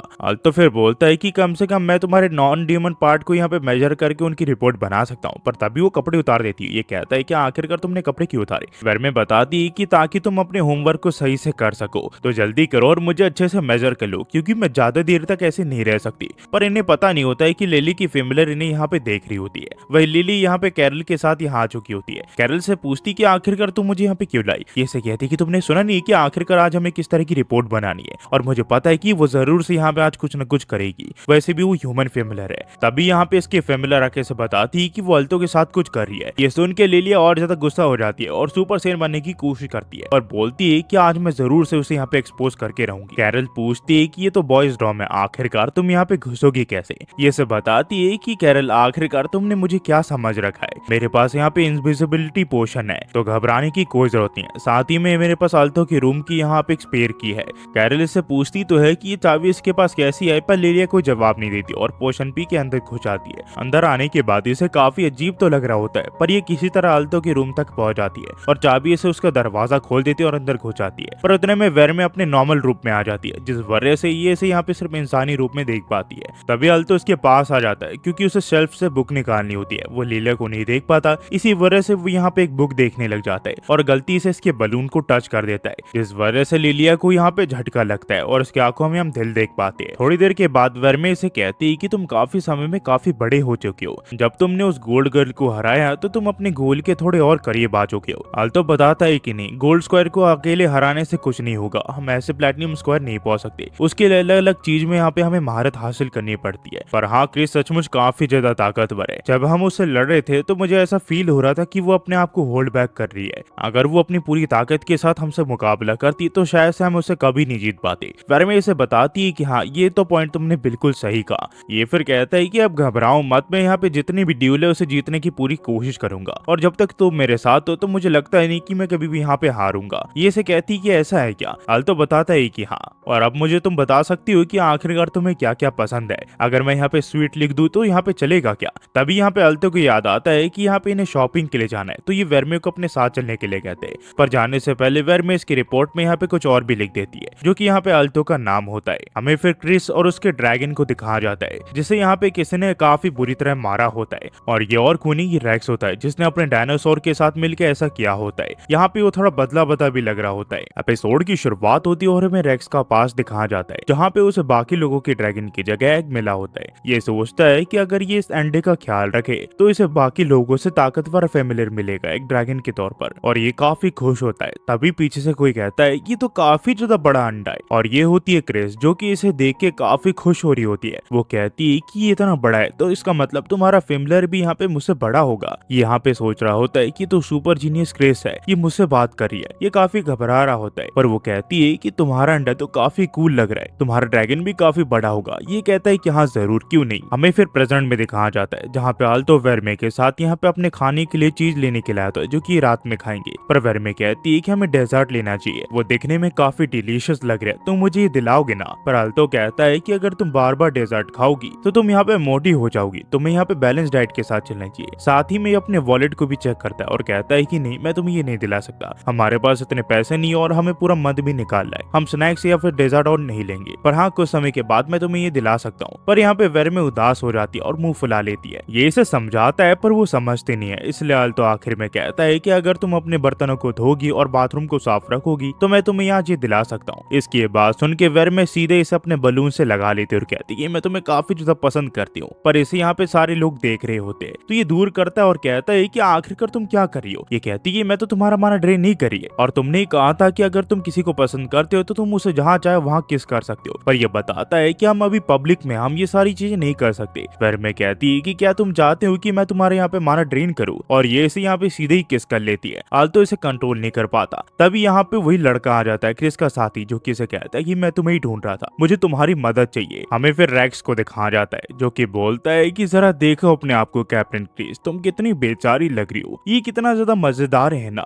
कुछ समय पहले तुम कहाँ थी और अब तुम कहाँ पे हो, मेरे पैरों के नीचे, और मुझसे अब तुम भीख मांगोगी कि मुझे छोड़ दो। ये से कहती है कि तुम एक कमीने हो, और उठ के इसके ऊपर हमला करती है। ये कहती है कि आखिरकार तुम्हें हुआ क्या है। रेक्स बताता है कि मुझे खुद नहीं पता कि आखिरकार मुझे क्या हुआ है, पर जो भी हुआ है मुझे उसकी परवाह नहीं है, क्योंकि मेरे पास अब ताकत है जिससे मैं किसी को भी हरा सकता हूँ। और ये इसके मुंह पे एक जोरदार लात मारता है और बताता है कि मुझे लगा था कि तुम्हें ऐसी कंडीशन में लाने के बाद मुझे अच्छा लगेगा, पर इससे कुछ नहीं हो रहा, मैं और ज्यादा गुस्सा आ रहा हूँ बल्कि। और ये सीधा इसके ऊपर एक जोरदार हमला कर देता है अपने ड्रैगन की पावर यूज करके, जैसे ये काफी ज्यादा इंजर्ड हो जाती है, और ये इसके मुंह पे फिर जूता मारने लग जाता है। ये फिर इसे उठा के कहता है कि क्या हुआ कैप्टन क्रिस, आखिरकार तुम उठ क्यों नहीं रही, मुझसे लड़ो। तभी यहाँ पे वेरमे और आल्तो आ जाते हैं, जो कि रेक्स को इस हालत में देखे काफी शौक में होते हैं। पर रेक्स इन्हें कहता है कि तो तुम लोग भी यहाँ पे आ गए, ये तो काफी अच्छा हुआ क्योंकि तुम एकदम परफेक्ट टाइमिंग पे आए हो। जो भी तुमने उस वक्त किया तुम्हें अब उसकी भरपाई करनी पड़ेगी, और तुमने मेरा टाइम भी बचाया है। और ये क्रिस को इनकी तरफ फेंक देता है। आल्तो को काफी बुरा लगता है कि क्रिस के साथ रेक्स ने ऐसा किया। वो कहता है कि क्या तुमने इसके साथ ऐसा ऐसा किया। ये कहता है कि क्या मेरे अलावा कोई तुम्हें यहाँ पे दिख रहा है, तुम एक बेवकूफ हो।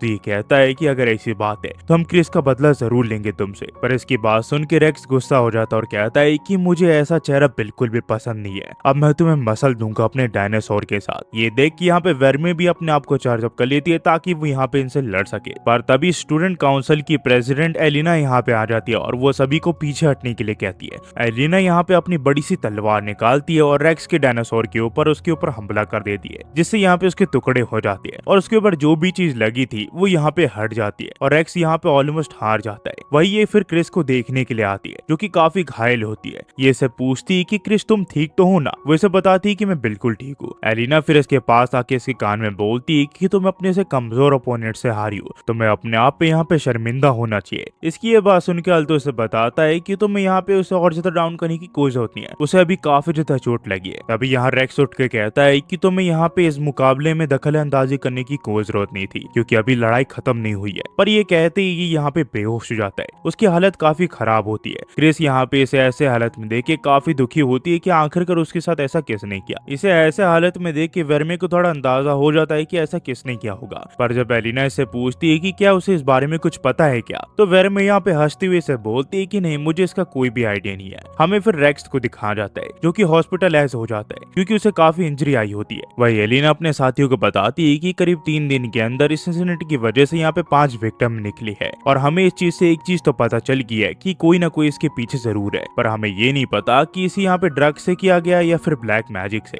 ये यहाँ बात कर ही रही होती है पर तभी क्रिस अपने टेबल से उठ जाती है और यहाँ से जाने लग जाती है। जेसिका उसे रोकने की कोशिश करती है पर वो रुकती नहीं है। तो जेसिका बोलती है कि कुछ समय पहले ये उसी आदमी को यहाँ पे पनिश कर रही थी। यहाँ पे रियोगा से बताता है कि उसे अपने खिलौनों के साथ खेलना अच्छा लगता है, पर कोई और उसके खिलौने के साथ यहाँ पे मिसबिहेव करे ये उसे बिल्कुल अच्छा नहीं लगता। सीन फिर अल्तो लिलिया के यहाँ पे जाता है जहाँ पे कुछ ही समय में इनका ब्राउन स्क्वायर एग्जाम होने वाला है जिसका नोटिस इन्हें मिल चुका होता है। ये देख के लिलिया काफी खुश हो जाती है क्योंकि अब इन्हें यहाँ पे ब्राउन स्क्वायर के सर्टिफिकेट मिल सकता है। ये से कहता है ये तो काफी अच्छी बात है। ये खोया हुआ होता है तो लिलिया कहती है कि आखिरकार तुम यहाँ पे कर क्या रहे हो, मुझे पता है कि तुम अभी भी उन चीजों के बारे में सोच रहे हो पर तुम्हें यहाँ पे अपने एग्जाम में फोकस करना चाहिए। अगर तुम इस ब्रॉन्ज एग्जाम में फेल हो गए तो जरा उस डायनासोर वाले बंदे रेक्स के बारे में सोचो, उसे लगेगा ये सब उसी की ही गलती है और वो तुम्हारे ऊपर गुस्सा करेगा। तो तुम्हें फोकस करके पहली अटेम्प्ट में यहाँ पे इसे पास करना पड़ेगा और जब वो उठेगा तो हम उसे दिखाएंगे कि हम उसके लेवल पे पहुंच चुके हैं। तभी वर्मे को यहाँ कुछ होने लग जाता है तो अल्तो उसे पूछता है कि तुम्हें क्या हुआ। वर्मे इसे बताती है कि दरअसल मैं थोड़ी थकी हुई हूँ, इसी वजह से अगर मैं रूम पे चले जाऊँ तो तुम्हें कोई प्रॉब्लम तो नहीं है। ये से कहता है कि अगर तुम्हें थकान फील हो रही है तो मैं भी तुम्हारे साथ आ सकता हूँ। ये से कहती है ऐसी कोई बात नहीं है, तुम्हें अपने एग्जाम पे ध्यान देना चाहिए क्योंकि वो कुछ ही समय में आने वाला है। ये कह के यहाँ से चली जाती है पर अल्तो को अभी भी इसकी फिक्र हो रही होती है। अल्तो कहता है कि यहाँ पे वो काफी समय से अजीब बिहेव कर रही है। लिलिया से कहती है कि वो कोई बच्ची नहीं है, वो अपने आप डोम तक जा सकती है। ये से कहता है कि हाँ वो मुझे पता है पर मैं ये नहीं कहना चाहता। दरअसल वर्मे रेक्स वाले इंसिडेंट के बाद थोड़ा वियर्ड एक्ट कर रही है पर मुझे पता नहीं आखिरकार ऐसा क्यों हो रहा है। लिलिया तभी से कहती है कि चलो यही हमारा आखिरी चांस है, हम अकेले हैं, मेरे रूम पे जाके हम स्टडी कर सकते हैं क्योंकि हमें फोकस करने में वहाँ आसानी होगी। ये बोलता है कि हाँ क्यों नहीं। हमें फिर वर्मे को दिखाया जाता है जो कि अभी भी उस रेक्स वाले इंसिडेंट के बारे में सोच रही होती है और तभी यहाँ पे प्रोफेसर ओबिसडियन इसके सामने से गुजरते हैं। वो वर्मे को देख के रुक जाते और कहते हैं कि मैं तो तुम्हें जानता हूँ, तुम तो अल्तो की यहाँ पे फेमिलियर हो ना। ये से कहती कि हाँ और आप यहाँ पे अल्तो की टीचर हो। ये बोलता है कि हाँ मेरा नाम ओबिसडियन है और मैं यहाँ पे मैजिक हिस्ट्री सिखाता हूँ। तभी वर्मे बोलती है कि सभी टीचर तुम्हारे बारे में ही बात करे। ये कहता है कि मैं समझा नहीं। तो ये कहती है कि ये तुम ही नहीं किया है ना। तो प्रोफेसर कहते हैं कि आखिरकार तुम ये क्या बात कर रही हो, मैं बिल्कुल भी समझ नहीं पा रहा हूँ। तो वर्मे से बताती है कि कम ऑन, तुम्हें आप छुपाने की कोई जरूरत नहीं है, तुम्हारा राज खुल चुका है। मुझे पता है कि तुम वो छोटे मोटे एक्सपेरिमेंट अपनी किसी बड़ी चीज के लिए कर रहे हो, पर हाँ इस चीज से मेरा कोई लेना देना नहीं है। पर मैं तुम्हें यहाँ पे एक चीज रिकमेंड करना चाहूंगी कि तुम यहीं पे रुक जाओ क्योंकि जो भी ताकत तुम यूज कर रहे हो उसे आम इंसान हैंडल नहीं कर सकता, वो ताकत उनके लिए काफी ज्यादा है। तो प्रोफेसर इससे पूछती है कि क्या तुम इस बारे में अल्तो को बताने वाली हो। वर्मे बोलती है कि मैं तुम्हें पहले ही बोल चुकी हूँ कि इससे मेरा कोई लेना देना नहीं है, पर अगर तुमने अल्तो के ऊपर यहाँ पे कुछ भी चीज करने की कोशिश की तो मैं तुम्हारे शरीर समेत तुम्हारे आत्मा के टुकड़े कर दूंगी। ये इस चीज से थोड़ा घबरा जाता है। पर फिर कॉन्फिडेंट में बोलता है कि मैं समझ गया कि तुम्हारे पॉइंट ऑफ व्यू से काफी छोटी मोटी चीज है और तुम्हारे टाइम के बिल्कुल भी काबिल नहीं है। ये से कहती कि अगर तुम समझ गए तो अच्छी बात है, अब तुम्हें रुक जाना चाहिए क्योंकि आगे कुछ भी करने से यहाँ पे तुम्हें कुछ भी हासिल नहीं होने वाला। ये कह के यहाँ से निकलने लग जाती है, पर तभी प्रोफेसर से बोलते हैं कि नहीं, अभी तो बस शुरुआत हुई है। तुमने अभी अभी मुझसे कहा कि जो भी चीज मैं कर रहा हूँ वो तुम्हारे टाइम के वर्थ इट नहीं है, पर शायद से अब हो जाए। और तभी ये इसके पीछे आके इसे इंजेक्शन लगा देते और कहते हैं कि अब मेरे पास असली चीज आ गई है। इस इंजेक्शन के लगता ही यहाँ पे वर्मे को कुछ होने लग जाता है, तो ये से पूछती कि तुमने मेरे साथ क्या किया। ये बताता है कि तुमने जो मुझसे कहा मैं वही कर रहा हूँ, मैं अपनी इच्छाओं को फॉलो कर रहा हूँ, मैं बस तुम्हारे सजेशन को मान रहा हूँ जो कि तुमने मुझसे कही थी। वहीं पे हमें आल्तो और लिलिया को दिखाया जाता है, जहाँ लिलिया अपने कपड़े उतार के इससे चिपक रही होती है। ये से कहता है कि तुम ये सब कर क्या रही हो। लिलिया कहती है कि हमारे पास एग्जाम के लिए ज्यादा समय नहीं है, तो जल्दी करो, अपने कपड़े उतारो ताकि हम उसके लिए प्रिपरेशन कर सके। तभी आल्तो को अपने हाथ में कोई गर्म सा महसूस होता है, जो कि यहाँ पे वर्मे का निशान होता है। यहाँ पे लिलिया को भी कुछ अजीब सा लगता है। वह स्टूडेंट काउंसिल के मेंबर्स को भी यहाँ पे ये चीज महसूस होती है, जो कि वर्मे की ताकत होती है। एलिना को जैसे इस बारे में पता चलता है, वो तुरंत यहाँ पे चीज को रोकने के लिए निकल जाती है, पर यहाँ पे एक पेपर सा इसके सामने आ जाता है, जो कि एक मॉन्स्टर होता है और वो काफी ताकतवर होता है। वही वर्मा यहाँ पे आउट ऑफ कंट्रोल जा चुकी होती है, उसकी ताकत काफी ज्यादा होती है और प्रोफेसर कहती है कि फाइनली मैं यहाँ पे कामयाब हो गया, मैंने एक डीमन की असली ताकत को जगा दिया। वहाँ आल्तो भी निकल चुका होता है ताकि वर्मे तक वो पहुंच सके। जैसा कि हमने पिछले एपिसोड में देखा, यहाँ वर्मे आउट ऑफ कंट्रोल चली जाती है। स्टूडेंट काउंसिल की प्रेसिडेंट एलिना जब यहाँ पे उसकी तरफ बढ़ने लग जाती है, तो एक अजीब सी डॉल उसके सामने आ जाती है और वो उसे कहती है कि तुम मुझसे लड़ोगी, मैं तुम्हें वहाँ पे नहीं जाने दे सकता कुछ समय तक। वही हम देखते हैं आल्तो को, जो कि वर्मे तक किसी तरह पहुंच जाता है और वो देखता है कि जो प्रोफेसर ऑफिसडाइन है वो यहाँ पे उसे कंट्रोल करे होते हैं। वो उसकी गर्दन में एक चेन सी लगा देते हैं, जिससे वो उसके कंट्रोल में आ जाती है। ये देख के आल्तो को अपने आंखों पे विश्वास नहीं हो रहा होता कि आखिरकार ये सब हो क्या रहा है। ये सब देख के आल्तो प्रोफेसर से पूछता है कि आखिरकार ये सब यहाँ पे हो क्या रहा है। ये सब बताते हैं कि आल्तो तुम एकदम बढ़िया समय पे आए हो, जरा यहाँ देखो, इस डीमन की पूरी ताकत अब मेरे कंट्रोल में है, ये इनक्रेडिबल है ना। जरा देखो, जैसी ताकत वाली डीमन मेरे सामने झुक रही है। पर आल्तो पूछते है कि आपका मतलब क्या है। तो प्रोफेसर बताते हैं कि क्या तुम्हें अभी भी कुछ चीजें समझ नहीं आ रही क्या? मुझे लगा था कि तुम यहाँ पे ब्रिलियंट स्टूडेंट हो, पर लगता है कि मैं गलत था। मैंने यहाँ पे मैजिक का यूज करके एक ऐसी चीज बनाया जो कि यहाँ पे किसी भी जीव को पागल टाइप का कर देता है। उसमें मैंने एक लिक्विड जैसी चीज बनाया, जिससे इंजेक्ट होते ही कोई भी जीव अपनी मैक्सिमम लिमिट तक जा सकता है। पर उस जीव को ढूंढना इतना आसान नहीं था जिसके ऊपर ये टेस्ट सक्सेसफुल हो सके। इसी वजह से मुझे करीब 5 यहाँ पे टेस्ट करने पड़े, जो कि सक्सेसफुल नहीं हुए। पर हाँ, उन्होंने अपना पर्पस सॉल्व कर दिया, तो मुझे इससे अब कोई शिकायत नहीं है।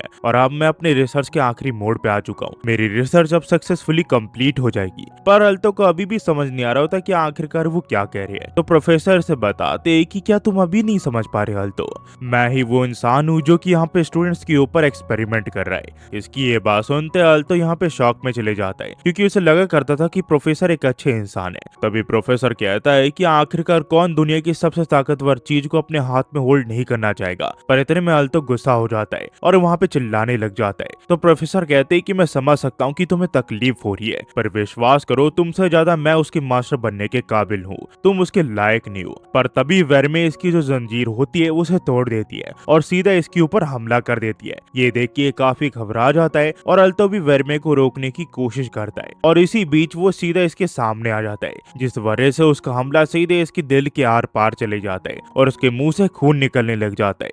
हमें फिर वर्मे को दिखाया जाता है, जो कि जब उस बुक में लॉक थी तो वो कितनी ज्यादा अकेली थी, पर जैसे ही अल्तो ने उसे यहाँ पे उसे निकाला तो ये कितनी ज्यादा खुश थी। पर अब यहाँ पे उसने उसी मास्टर को मार दिया जिसने उसे आजाद किया था। ये देख के वर्मे दोबारा से आउट ऑफ कंट्रोल चले जाती है और अपनी पूरी ताकत अनलीश कर लेती है। प्रोफेसर इसे देख के काफी घबरा चुके होते हैं और वो अपनी जान बचाने की सोच रहे होते हैं। यहाँ पे वर्मे इसके ऊपर हमला करती है, पर यहाँ पे दोबारा से अल्तो उसे रोक देता है और कहता है कि यहीं पे रुक जाओ वर्मे। वर्मे यहाँ रोने लग जाती है कि उसकी वजह से इसके साथ ये सारी चीजें हो रही है, पर अल्तो कहता है कि इसमें तुम्हारी कोई गलती नहीं है और मैं हमेशा तुम्हारे साथ रहूंगा। ये कह के वो यहाँ पे बेहोश हो जाता है। लिलिया इसे ऐसे देख के वर्मे से पूछती कि क्या वो मर गया। ये इसे बताती है कि नहीं, मैं उसे मरने नहीं दूंगी, और वो उसे किस करते हुए उसके दिल में कुछ करने लग जाती है। अल्तो का दिल अब पूरी तरह खत्म हो चुका होता है, पर ये किसी तरह उसके पूरे शरीर को रिपेयर कर देती है। ये देख के प्रोफेसर कहते हैं कि आखिरकार ये कैसे हो सकता है, मुझे एक रियल डेमन मिली थी और मैंने उसके ऊपर एक्सपेरिमेंट भी किया, पर आखिरकार ये फेल कैसे हो सकता है। मुझे अपने एक्सपेरिमेंट के ऊपर पूरा भरोसा है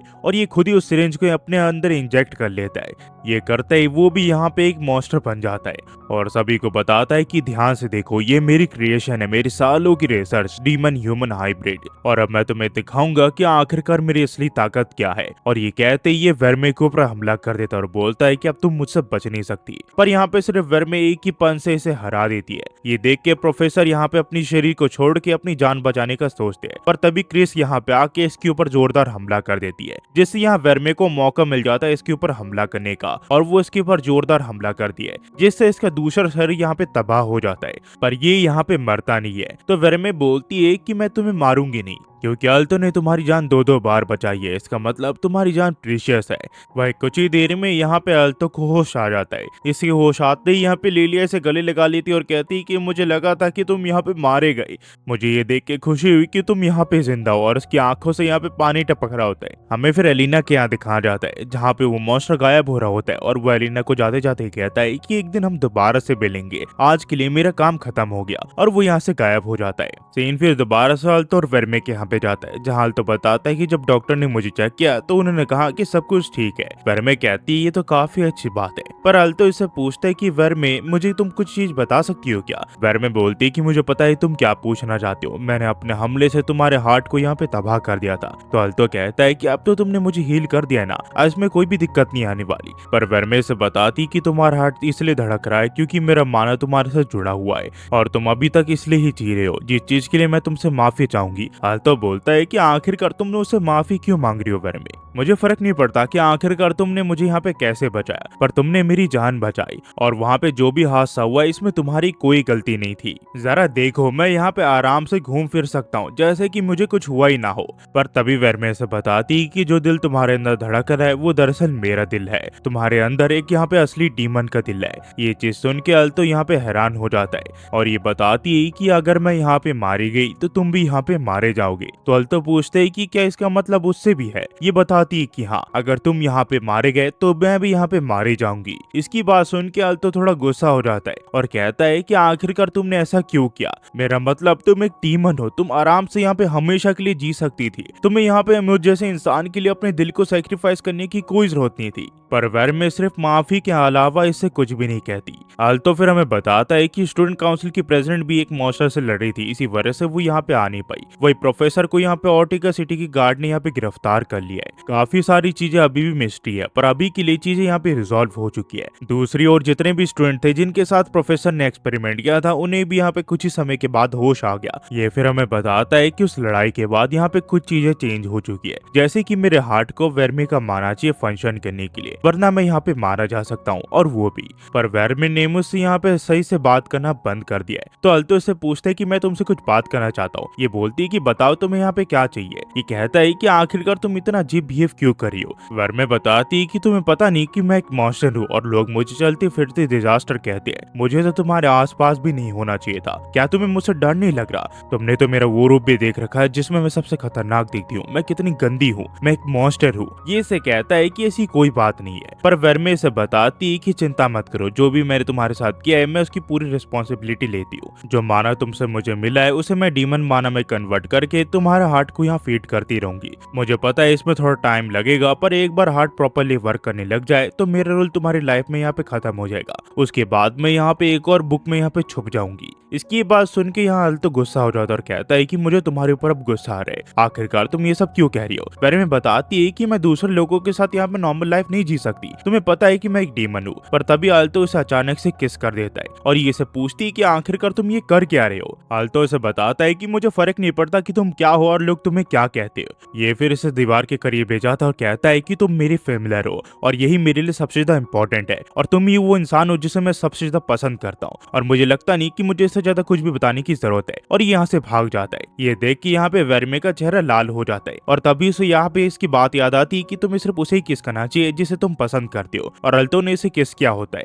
ये देख के इसका चेहरा और ज्यादा लाल हो जाता है। और यहाँ से कहानी वो टीपी कंटिन्यू जाती है। ये इस कहानी के टोटल 6 एपिसोड थे। ये आपको कैसे लगा, कैसे नहीं, प्लीज कमेंट सेक्शन में बताना मत भूलना। बाकी के 6 एपिसोड में मैं जल्दी ले आऊंगा और वो वाला वीडियो काफी बड़ा होगा क्योंकि उसमें मैं ये 6 एपिसोड भी डाल दूंगा।